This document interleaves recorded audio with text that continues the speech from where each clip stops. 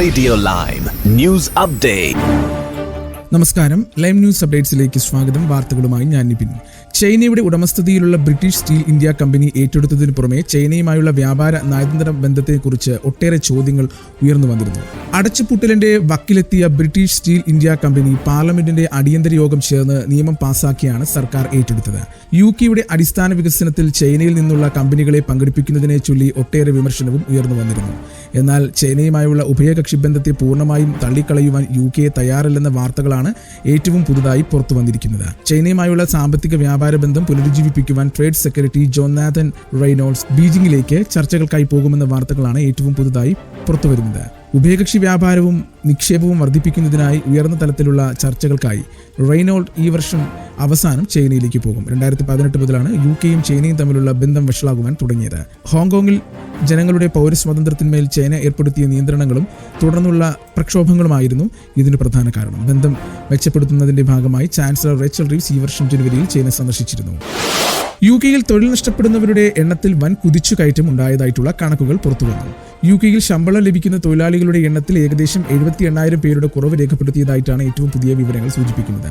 ആഗോളതലത്തിൽ വർദ്ധിച്ചുവരുന്ന അനിശ്ചിതത്വവും chancellor Rachel റീവ്സിന്റെ ബജറ്റിൽ ഏർപ്പെടുത്തിയ നിയന്ത്രണങ്ങളുമാണ് ഇതിന് പ്രധാന കാരണമായി ചൂണ്ടിക്കാണിക്കപ്പെടുന്നത്. കോവിഡ് മഹാമാരിക്ക് ശേഷം യുകെയിലെ കമ്പനികളിൽ ജോലി ചെയ്യുന്നവരുടെ എണ്ണത്തിൽ ഉണ്ടായിരിക്കുന്ന ഏറ്റവും കൂടിയ തോതിലുള്ള തൊഴിൽ നഷ്ടങ്ങളാണ് നിലവിൽ സംഭവിച്ചിരിക്കുന്നതെന്നാണ് റിപ്പോർട്ടുകൾ സൂചിപ്പിക്കുന്നത്. ഫെബ്രുവരിയിൽ വെറും 8,000 പേർക്കായിരുന്നു തൊഴിൽ നഷ്ടം സംഭവിച്ചത്. എന്നാൽ മാർച്ചിൽ അത് 78,000 ഉയർന്നതായി ഓഫീസ് ഫോർ നാഷണൽ സ്റ്റാറ്റിസ്റ്റിക്സിന്റെ കണക്കുകൾ വെളിയിൽ വന്നു.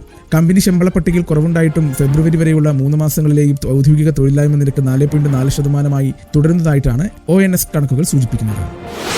ഓൺലൈൻ തട്ടിപ്പുകൾക്കായി ലാബ് ഹോസ്റ്റ് എന്ന വെബ്സൈറ്റ് നടത്തിയതിന് ഹഡേഴ്സ്ഫീൽഡിൽ നിന്നുള്ള 24 വയസ്സുകാരനായ സാക് ഹൊയിനെ 8.5 വർഷം തടവിന് വിധിച്ചു. ഫിഷിംഗിനുള്ള ഒരു വൺ സ്റ്റോപ്പ് ഷോപ്പ് എന്ന നിലയിലായിരുന്നു വെബ്സൈറ്റ് പ്രവർത്തിച്ചു പോന്നിരുന്നത്. ഇതുവഴി സാക് ഹൊയിന യഥാർത്ഥ പേയ്മെന്റുകൾ സൈറ്റുകൾ അല്ലെങ്കിൽ ഷോപ്പിംഗ് സൈറ്റുകളിലെ പോലെ തോന്നിക്കുന്ന വ്യാജ സൈറ്റുകൾ സൃഷ്ടിക്കുവാൻ സ്കാമർമാരെ സഹായിച്ചു. 2000-ലധികം ആളുകൾ ഈ പ്ലാറ്റ്ഫോമിൽ നിന്നും സബ്സ്ക്രൈബ് ചെയ്യുകയും തങ്ങളുടെ ഇരകൾക്ക് വ്യാജ സന്ദേശങ്ങൾ അയക്കുകയും ചെയ്തു. ലോകമെമ്പാടുമുള്ള 10 ലക്ഷത്തിലധികം ആളുകളാണ് ഇത്തരത്തിൽ വ്യാജ സന്ദേശത്തിന്റെ പിടിയിൽ അകപ്പെട്ടത്. യുകെയിലെ 70,000 പേർ ഇതിനിരകളായി. ഇത്തരം തട്ടിപ്പിൽ 100 മില്യൺ പൗണ്ടിലധികം നഷ്ടമായതാണ് കണക്കുകൾ സൂചിപ്പിക്കുന്നത്. ഒരു കാലത്ത് ഇന്ത്യക്കാർ ഉൾപ്പെടെയുള്ള വിദേശികൾ പഠനത്തിനും ജോലിക്കുമായി തിരഞ്ഞെടുത്തിരുന്ന രാജ്യമായിരുന്നു യുകെ. എന്നാൽ ഇന്ന് അതിൽ വലിയ രീതിയിലുള്ള മാറ്റങ്ങളാണ് ഉണ്ടായിരിക്കുന്നത്. പണ്ട് പലരുടെയും ഫസ്റ്റ് പ്രയോറിറ്റി യുകെ ആയിരുന്നുവെങ്കിൽ ഇന്ന് അത് ഒരുപാട് താഴേക്ക് പോയിട്ടുണ്ട്. വർഷങ്ങൾക്ക് മുമ്പ് മറ്റു രാജ്യങ്ങളെക്കാൾ കൂടുതൽ ആളുകൾ യുകെ വിസയ്ക്ക് അപ്ലൈ ചെയ്യുന്നുണ്ടെങ്കിൽ ഇന്ന് അത് കുറഞ്ഞിട്ടുണ്ട്. കഴിഞ്ഞ ദിവസം യുകെ ഹോം ഓഫീസ് പുറത്തുവിട്ട ഡാറ്റ പ്രകാരം കഴിഞ്ഞ വർഷത്തെ അപേക്ഷിച്ച് 1/3 കുറവ് വിസ അപേക്ഷകളാണ് ലഭിച്ചിട്ടുള്ളത്. 2024 ഏപ്രിൽ മുതൽ 2025 മാർച്ച് വരെ 7,72,200 വിസ അപേക്ഷകൾ ലഭിച്ചിട്ടുണ്ട്. എന്നാൽ കഴിഞ്ഞ വർഷം ഇതേ കാലയളവിൽ 1.2 ദശലക്ഷം അപേക്ഷകളായിരുന്നു ലഭിച്ചത്. നാട്ടിലെ വാർത്തകൾ. വഖഫ് ഭേദഗതി നിയമത്തിലെ വിവാദ വ്യവസ്ഥകൾ ചോദ്യം ചെയ്തുള്ള ഹർജികളിൽ സുപ്രീം കോടതിയിൽ വാദം ആരംഭിച്ചു. പാർലമെന്ററി നിയമത്തിലൂടെ മതാചാരത്തിൽ സർക്കാർ ഇടപെട്ടുവെന്ന് കപിൽ സിബൽ സുപ്രീം കോടതിയിൽ വാദിച്ചു. അനുച്ഛേദം 26 ലംഘനമാണ് നടന്നത്. മതപരമായ ആചാരങ്ങൾ ഭരണഘടനാപരമായ അവകാശമാണ്. ഇസ്ലാം മതത്തിലെ അനിവാര്യമായ ആചാരമാണ് വഖഫ്. ആചാരത്തെ ചോദ്യം ചെയ്യുവാൻ സർക്കാരിന് എന്ത് അധികാരമാണുള്ളതെന്നും കപിൽ സിബൽ ചോദിച്ചു.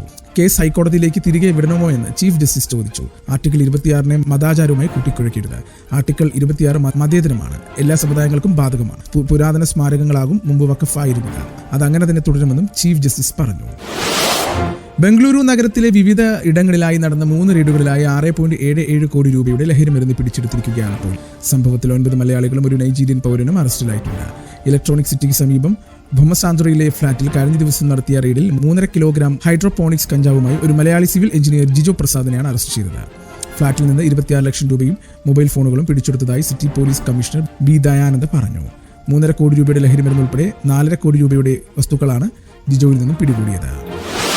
മുഖ്യമന്ത്രിയുടെ മകൾ ഉൾപ്പെട്ട CMRL എക്സോലോജിക് ദുരൂഹ നടപടിയിൽ മുഖ്യമന്ത്രി പിണറായി വിജയനും മകൾ വീണ വിജയനും ഹൈക്കോടതി നോട്ടീസ് നൽകി. CBI അന്വേഷണം ആവശ്യപ്പെട്ടുള്ള ഹർജിയിലാണ് നോട്ടീസ്. ഇൻട്രീം സെന്റിമെന്റൽ ബോർഡിന്റെ റിപ്പോർട്ടുകളുടെ പേരുകൾ കേന്ദ്ര സർക്കാർ ഹാജരാക്കണം എന്നും കോടതി ആവശ്യപ്പെട്ടിട്ടുണ്ട്. ഹർജി വേനലവധിക്ക് ശേഷം May 27 പരിഗണിക്കുവാനായി ഹൈക്കോടതി മാറ്റിവെച്ചു. മുഖ്യമന്ത്രി പിണറായി വിജയൻ, മകൾ വീണ, CMRL കമ്പനി, കേന്ദ്ര സർക്കാർ തുടങ്ങി 20ഓളം പേരെ എതിർകക്ഷികൾ ആക്കിയാണ് ഹർജി.